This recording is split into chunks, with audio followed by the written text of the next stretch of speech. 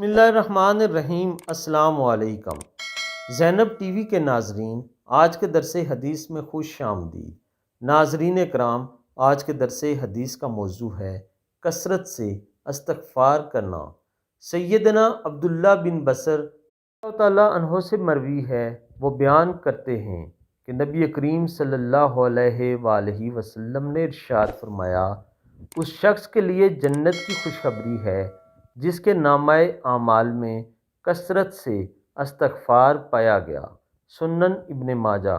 ناظرین اکرام، آپ سب دوستوں نے اس خوبصورت حدیث مبارکہ پر ہر روز، ہر وقت اور ہر لمحے میں عمل کرنا ہے اور ہر وقت استغفار کی کثرت کرنی ہے۔ استغفار کا مطلب ہے کہ اللہ میں تجھ سے توبہ کرتا ہوں اور اپنے گناہوں پر نادم ہوں، میرے گناہ معاف فرما دے، میری توبہ کو قبول فرما دے۔ اللہ تعالیٰ سے دعا ہے اللہ تعالیٰ ہم سب کی توبہ قبول فرمائے، آمین ثم آمین۔